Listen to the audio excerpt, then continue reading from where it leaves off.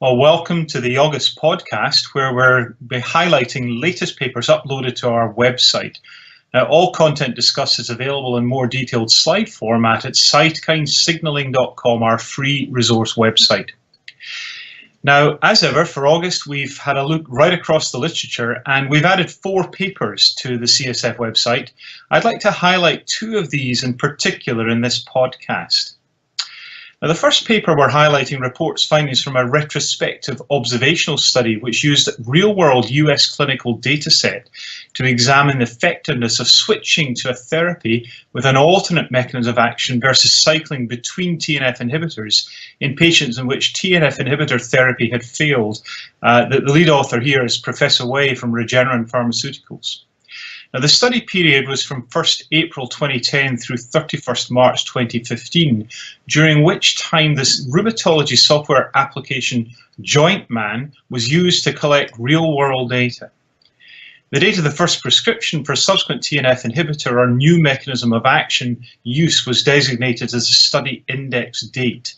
The first and second therapy switches were analysed. Now, the first was at the study index date, the second was captured on the analysis of switchers post-index, telling you effectively what happened to people. Now, the key results, 613 of the observed patients failed a TNF inhibitor therapy and then either cycled to another TNF inhibitor, that's 54%, or switched to a therapy with an alternate mode of action, that's 46%. 1 year mean reduction in CDAI was greater in the mechanism of action switchers. This was initially a significant difference compared with the TNF inhibitor cyclers. However, once baseline CDAI was accounted for, the difference was not significant.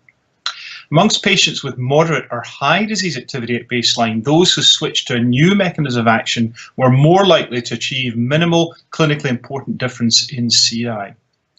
The mechanism of action in switchers, that is people who changed to a different mode of action, demonstrated longer persistence of treatment compared with TNF cyclers, because the TNFi cyclers had a higher rate of swapping therapies. Well, the conclusions from this study suggest that a more evidence-based approach as to switching therapy versus cycling is needed in the management of people with rheumatoid arthritis. There's the suggestion that maybe a change in mode of action is a sensible way to go, but really we need more evidence to give a definitive view on that matter. Now, the second paper I'd like to highlight this month looks at the results of an analysis of non-melanoma skin cancer across the tofacitinib rheumatoid arthritis clinical program, and the lead author here is Professor Jeff Curtis from the University of Alabama. Now, this analysis looked to determine the rate of non-melanoma skin cancer incidence per 100 patient years in patients with rheumatoid arthritis receiving tofacitinib in the context of a clinical trial program. Now, tofacitinib doses used in the 2 phase 1, 8 phase 2 and 6 phase 3 studies range from 1, 3, 5, 10, 15 through 30 milligrams given twice daily and a 20 milligram once daily dose as monotherapy or given together with conventional synthetic DMARDs, which are mainly methotrexate in practice. Patients who enrolled into the 2-year-long extension studies received treatment with 5 or 10 milligrams twice daily orally. And the following data sets were analysed: phase 1, 2, 3 long-term extension, phase 1, 2, 3, phase 3 global long-term extension studies, and a Japanese long-term extension study. Incidence rates were analysed by sex, ethnicity, age, and prior TNF inhibitor therapy use as a surrogate, if you like, for disease resistance. Now, in total, 83 of the 6,092 patients included, that's 3.6%, had non-melanoma skin cancer events across 15,103 patient years. The phase 1, 2, and 3 incidence rates combined for both tofacitinib 5 or 10 milligrams were low and were comparable to those in groups of patients receiving adalimumab, methotrexate, or placebo. And this is important, the incidence rates remain stable over time. Patients with prior TNF inhibition exposure had significantly higher non-melanoma skin cancer incidence rates compared to those who were naive to that therapy. Other risk factors included being Caucasian, male, and more than or equal to 65 years of age.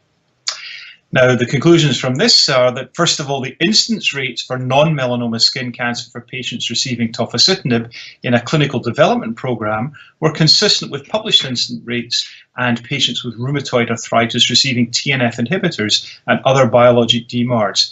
The incidence rate was low in general and remained stable over time. Of the twice-daily tofacitinib doses, 10 milligrams had higher non-melanoma skin cancer incidence rates than 5 milligrams in the long-term extension studies. This was a numerical rather than statistically significant difference, meaning that long-term surveillance is probably necessary to confirm and extend the significance of these results. Now, additional papers for August include an evaluation of newly proposed remission cutoff points for DAS28 and rheumatoid arthritis upon IL-6 pathway inhibition, and a comparison by systematic review and Bayesian network meta-analysis regression of discontinuation rates of tofacitinib and biologic DMARDs.